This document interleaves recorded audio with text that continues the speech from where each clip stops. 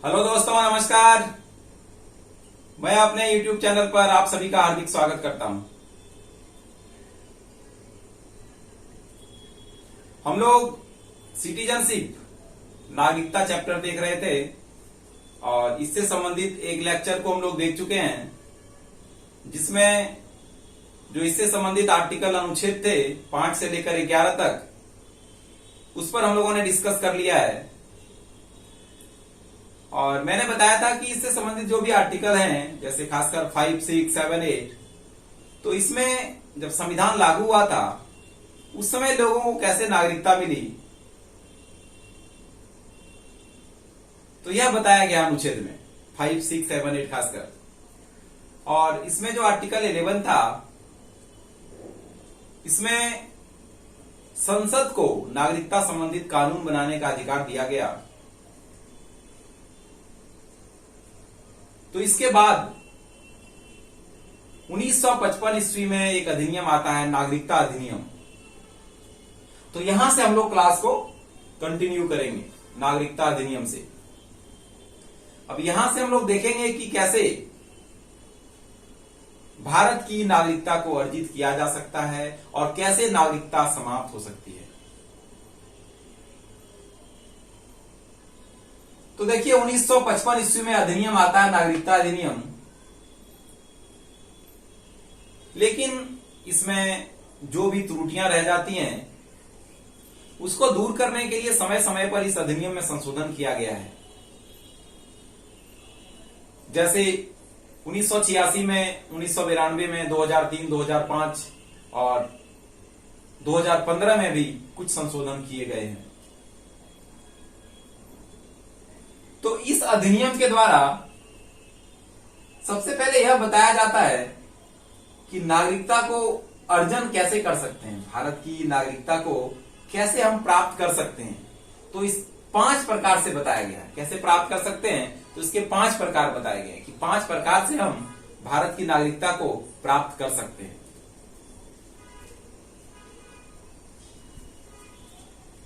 तो उसमें सबसे पहला क्या है, जन्म से, बाय बर्थ। देखिए, यह बहुत ही गलत था, कह सकते हैं बहुत ही वाहियात कानून था यह। इसमें क्या था कि भारत में अगर किसी भी बच्चे का जन्म होता है तो उसको भारत की नागरिकता दे दी जाएगी। अब आप सोचिए, कोई भी विदेश की है, दूसरे कंट्री की है, लेडीज यहां पर घूमने के लिए आती है और उस दौरान उसका बच्चा होता है और वो बच्चे को भारत की नागरिकता मिल जाती है। तो क्या यह सही था? तो बिल्कुल नहीं था। अब मान लो जो ऐसे देश हैं शत्रु राष्ट्र, तो इस चीज का गलत फायदा उठा सकते हैं। मान लो पाकिस्तान है, तो वहां से बहुत सारे लेडीज को भारत भेज दिया जाता और यहां पर आकर वो बच्चे को जन्म देती और उसके बाद वह बच्चा जो है उसको भारत का नागरिकता मिल जाता। तो यह जो था सही नहीं था। तो भारत सरकार ने 1986 में, 1986, देखिए 55 में अधिनियम आया, कितने सालों बाद सरकार की आंख खुली, उनको लगा कि ये गलत है। तो 1986 में इसमें प्रावधान किया गया कि बच्चे को, जो भारत में जन्म ले रहे हैं, बच्चे को भारतीय नागरिकता तभी मिलेगी जब उसके माता या पिता दोनों में से कोई एक भारत के नागरिक हों। मतलब दोनों में से किसी एक को भारत का नागरिक होना जरूरी था उसके बच्चे को नागरिकता मिलने के लिए। अब उसके बाद क्या कर दिया, फिर 2003 में इसी चीज को फिर 2003 में और दुरुस्त किया गया। 2003 में क्या किया गया कि दोनों वैलिड होना चाहिए। मतलब क्या है, अब देखिए, कोई विदेशी नागरिक भारत में आया और भारतीय महिला से शादी कर लिया, उसके बच्चे हुए। अब जो विदेशी नागरिक भारत में आया तो वह जो है, अब क्या होता है कि कुछ लोग आते हैं किसी देश में स्टूडेंट वीजा लेकर 6 महीने के लिए घूमने के लिए, तो भाई यह तो वैलिड नहीं होगा ना। तो उसके पास वैलिड डॉक्यूमेंट होना चाहिए। जो भारतीय जो विदेशी नागरिक आ रहे हैं भारत में, उसके पास भी वैलिड डॉक्यूमेंट होना चाहिए। साथ ही साथ या माता या पिता दोनों में से कोई एक भारत का नागरिक होना चाहिए। तो इसको 2003 में यह संशोधन किया गया है ना। तो यह था बाय बर्थ, जन्म के द्वारा कैसे नागरिकता मिलती है भारत में। अब दूसरा क्या है, वंश के आधार पर। अब देखिए हमें कैसे नागरिकता मिला, क्या हमने कोई रजिस्ट्रेशन किया था या और भी कुछ हमने कुछ किया, नहीं किया। हमें नागरिकता कैसे मिला भारत का? भाई हमारे जो पिताजी हैं वो भारत के नागरिक हैं, इसलिए हमें नागरिकता मिला। पिताजी को कैसे मिला? तो दादाजी जो थे वो भारत के नागरिक थे, इसलिए पिताजी को नागरिकता मिला। तो वंश के आधार पर नागरिकता। लेकिन क्या था पहले जो था 1955 में जो अधिनियम आया, इसमें क्या था, सिर्फ पिता, अगर पिता का वंश है ना, उसको ही सिर्फ भारत का नागरिकता मिलता। अगर पिता भारत का नागरिक है तो ही उसके बच्चे को नागरिकता मिलता है ना। लेकिन बाद में इन चीजों का महिलाओं के द्वारा विरोध किया गया, महिलाओं ने आंदोलन किया, तो फिर जाकर 1992 में 1992 में माता या पिता दोनों में से अगर कोई भी एक भारतीय है तो उसके वंश को भारत की नागरिकता मिलेगी। अब देखिए अगर ऐसा होता कि सिर्फ पिता को ही आधार माना जाता, तो आप जानते हैं अभी क्या नाम है उनका, सानिया मिर्जा। सानिया मिर्जा जो हैं, तो इनके बच्चे को भारत की नागरिकता नहीं मिल पाती, क्योंकि ये तो भारतीय हैं और इनका जो हस्बैंड है वो पाकिस्तान से है। लेकिन इसके बच्चे को अगर नागरिकता लेनी होती तो उस समय के अकॉर्डिंग, उस समय के अनुसार इसके बच्चे को भारत की नागरिकता नहीं मिलती। लेकिन अब 1992 में जब संशोधन हो गया तो इसके अनुसार अब भारत की नागरिकता मिल जाएगी। अगला देखिए क्या है, पंजीकरण, रजिस्ट्रेशन, बाय रजिस्ट्रेशन। अब रजिस्ट्रेशन के द्वारा कैसे मिलता है कि कोई भी विदेशी नागरिक भारत आता है और यहां आकर कम से कम अगर 7 साल तक रहता है, या कोई विदेशी नागरिक भारत आया, यहां पर उसने किसी भारतीय महिला से विवाह कर लिया, या लेडीज आई भारतीय पुरुष से विवाह कर ली, और उसके बाद कम से कम यहां 7 साल तक रहते हैं, कम से कम जो है क्राइटेरिया क्या है, 7 साल तक रहते हैं, तो उन्हें भारत की नागरिकता मिल सकती है, ना कि मिल जाएगी, है ना। अगर वो ऐसा नहीं है कि अगर 7 साल तक रह लिए तो भारत की नागरिकता मिल जाएगी, ये इलिजिबिलिटी क्राइटेरिया है।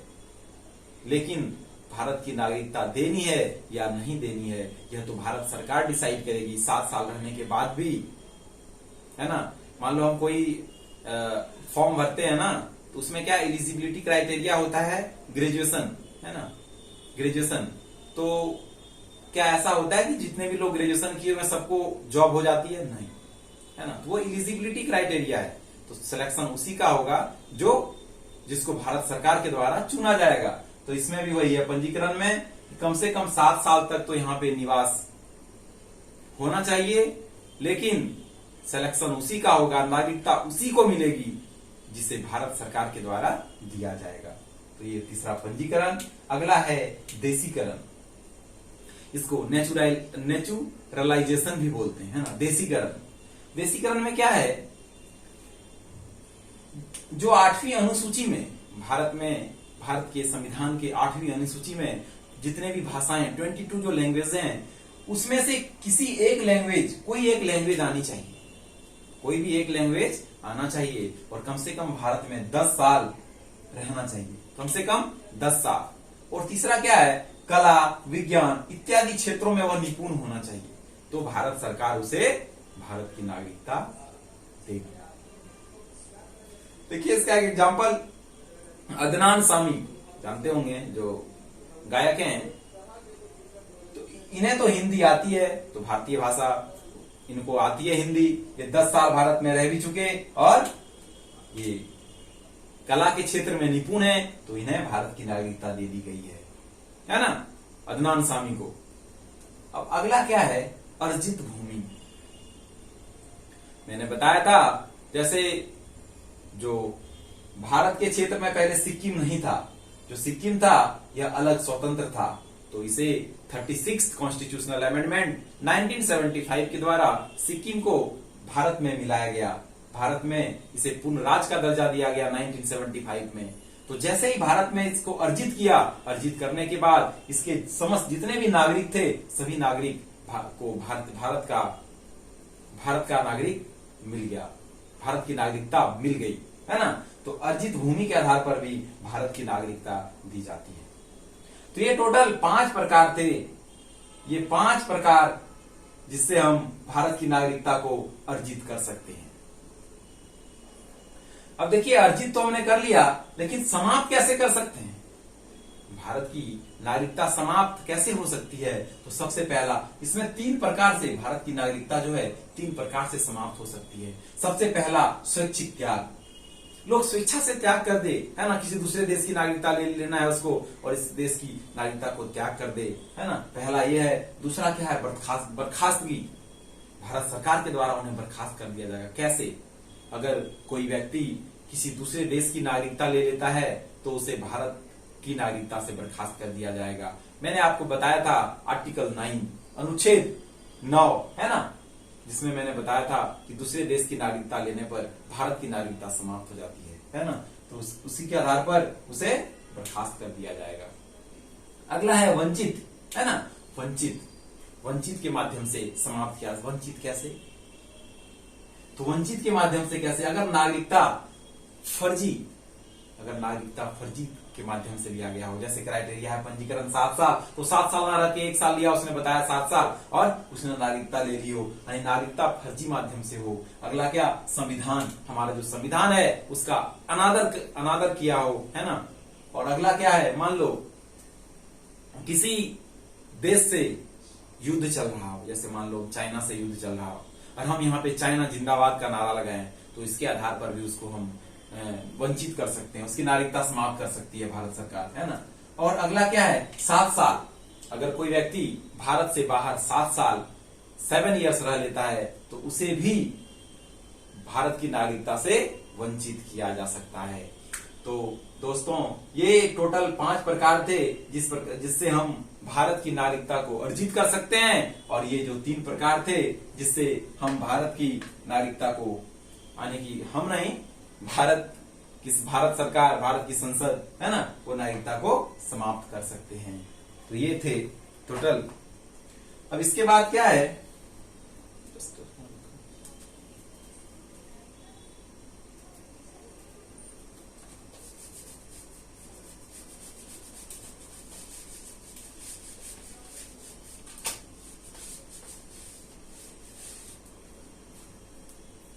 अब देखिए, इसके बाद क्या है?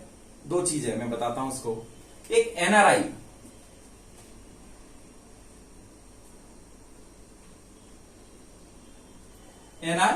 इसको बोलते हैं नॉन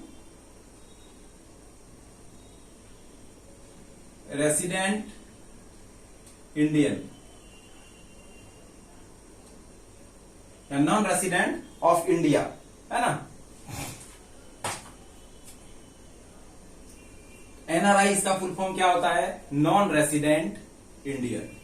अब आपको इससे समझ में आ रहा है कि नॉन रेसिडेंट इंडियन तो है, लेकिन वो इंडिया में रेसिडेंट निवास नहीं कर रहा है। वैसे व्यक्ति जो हैं भारतीय परंतु भारत में निवास नहीं कर रहे हैं, वो निवास कहां कर रहे हैं? तो भारत के बाहर किसी अन्य देश में। तो उसे क्या बोला जाता है? एनआरआई।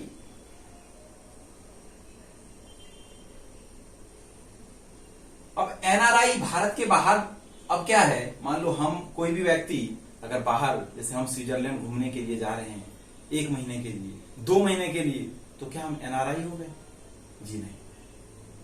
तो इसके लिए क्या है क्राइटेरिया? कि मिनिमम 6 मंथ्स, कम से कम 6 महीने, मिनिमम 6 मंथ्स तक अगर आप भारत के बाहर रह रहे हैं तो उसे एनआरआई कहा जाएगा। ठीक है, मिनिमम क्या क्राइटेरिया है? 6 मंथ्स का। ठीक है, तो देखिए, ये जो एनआरआई है, इसे भारत के नागरिक को जितनी अधिकार मिलती हैं सारे अधिकार इन्हें भी मिलता है, इन्हें भी दिया जाता है। इन्हें भी वोट देने का अधिकार है। जो एनआरआई हैं, इसे हम प्रॉक्सी वोट बोलते हैं। लेकिन क्या है कि अभी अच्छी तरह से इसकी व्यवस्था नहीं हो पाई है, लेकिन बहुत ही जल्द हो जाएगी। तो शायद ये ऑनलाइन वोटिंग करेंगे, है ना। तो एनआरआई को सारे अधिकार दिए जाते हैं भारत सरकार के द्वारा। और देखिए एनआरआई जो है ना, बहुत ही महत्वपूर्ण लोग होते हैं देश के लिए। पता है कैसे? इनका अर्थव्यवस्था में बहुत ही महत्वपूर्ण योगदान होता है। देखिए ये भारत में यहाँ पे सारे जो भी टेक्निकल वगैरह यहाँ पे चीजें सीखकर और ये भारत से बाहर किसी दूसरे देश में जाते हैं और वहां से रेवेन्यू, वहां से इनकम कलेक्ट कर और वो सीधा डायरेक्टली भारत में भेजते हैं। तो एनआरआई जो है, इसके अर्थव्यवस्था पर काफी प्रभाव पड़ता है। इसलिए एनआरआई जो है यह बहुत ही महत्वपूर्ण है हमारे लिए, हमारे देश की अर्थव्यवस्था के लिए। तो ये था एनआरआई, इसके बारे में आप लोग समझ गए। इसमें क्या है, ये याद रखना है कि इन्हें सारे अधिकार है, वोट देने के भी अधिकार दिए गए हैं एनआरआई को। अच्छा, इसके लिए एक चीज और है कि इसे टैक्स नहीं देना होता। जो भी पैसे ये भारत भेजते हैं ना, नो टैक्स, वो टैक्स फ्री होता है, टैक्स देना नहीं होता है। अब देखो इनका इतना महत्वपूर्ण योगदान है हमारे देश के इकोनॉमी में, तो हमारे भारत सरकार का इतना तो कर्तव्य बनता है कि इनके पैसे पे टैक्स नहीं लगाया जाए। तो इनके पैसे पर टैक्स नहीं लगाया जाता है ना, ये टैक्स फ्री होता है। तो ये चीजें थी एनआरआई के बारे में, इसे याद दिमाग में रखना है। और अगला एक चीज है, इसके पास क्या है, जो एनआरआई होते हैं इसके पास भारत का पासपोर्ट होना चाहिए, है ना। जो एनआरआई होते हैं भारत का पासपोर्ट होना चाहिए। बाकी जिस देश में जाना है वहां का वीजा होगा, फिर वहां उस देश में जाकर काम करेंगे ये, ठीक है। तो अगला एक है पीआईओ, पीआईओ और ओसीआई। देखिए पीआईओ इसका मतलब है पर्सन ऑफ इंडियन ओरिजिन, भारतीय मूल के व्यक्ति। और इसका मतलब है OCI, overseas citizenship of India. Actually ये जो है ना, इसी को समाप्त करके ये ओसीआई किया गया था। दोनों कोई अलग अलग चीजें नहीं है। इसी को समाप्त करके जो पीआईओ है, इसे 2015 में 2009 जनवरी 2015 ईस्वी को इसे समाप्त कर दिया गया था पीआईओ। और उसके बाद से क्या हो गया, OCI, overseas citizenship of India. तो इसमें बहुत ज्यादा अंतर भी नहीं है, सिर्फ एक अंतर है। अब क्या है, जो पीआईओ थे ना, पर्सन ऑफ इंडियन ओरिजिन, इसे भारत के हर क्षेत्र में घूमने का अधिकार था। लेकिन क्या था इनके कि एक एफआरआरओ होता है, फॉरेनर रीजनल रजिस्ट्रेशन ऑफिस। तो जो पीआईओ थे, इनको हर 6 महीने में अपना लोकेशन बताना होता था एफआरआरओ को। हर 6 मंथ्स में, हर 6 महीने में अपना लोकेशन बताना होता था एफआरआरओ को, है ना। लेकिन जब ओसीआई आ गया ना, तो ये चीजों को खत्म कर दिया गया। जो एफआरआरओ जो इनको जो लोकेशन बताना होता था, तो जब ओसीआई आ गया तो इन चीजों को खत्म कर दिया गया। तो ये इसमें अंतर था जनरली, बाकी बिल्कुल सेम है। तो अब देखिए इसमें क्या है, जो ओसीआई होते हैं ना, इनको वीजा की जरूरत नहीं होता है। देखिए किसी भी देश में जाने के लिए वीजा की जरूरत होती है कि मान लो वह देश आपको स्वीकार कर रहा है या नहीं कर रहा है ना। इसलिए एक वीजा की जरूरत होती है किसी भी देश में एंट्री करने के लिए। तो जिसके पास ओसीआई होता है ना, ओसीआई पासबुक की तरह ही होता है, उसमें लिखा होता है ओवरसीज सिटीजनशिप ऑफ इंडिया, है ना। तो उनको वीजा की जरूरत नहीं होती है, भारत की वीजा की जरूरत नहीं है, ठीक है। और इनको जैसे हमने देखा कि जो एनआरआई थे उनको वोट देने का अधिकार था, लेकिन इनको वोट देने का अधिकार नहीं है, वोटिंग राइट नहीं है, वोट देने का अधिकार नहीं है, ना ही चुनाव लड़ने का अधिकार है, ना ही भारत के किसी बड़े पद पर जैसे राष्ट्रपति उपराष्ट्रपति पर जाने का भी अधिकार इन्हें नहीं है। तो ये चीजें था पीआईओ और ओसीआई के बारे में। तो हमें ये दिमाग में रखना है, एनआरआई, पीआईओ, ओसीआई। तो एनआरआई हमने देख लिया, PIO इसको 2015 में समाप्त कर दिया गया और इसी के जगह पे क्या है, OCI को लाया गया, ओवरसीज सिटीजनशिप ऑफ इंडिया। तो ये कुछ दो टर्म थे, इसको दिमाग में रखना है। तो यहां से जो नागरिकता सिटीजनशिप का चैप्टर है ये समाप्त होता है और अगले दिन से हम लोग नेक्स्ट चैप्टर को देखेंगे, तो शायद फंडामेंटल राइट है, वहां से हम लोग प्रारंभ करेंगे। तो आज के लिए इतना ही। Thank you so much.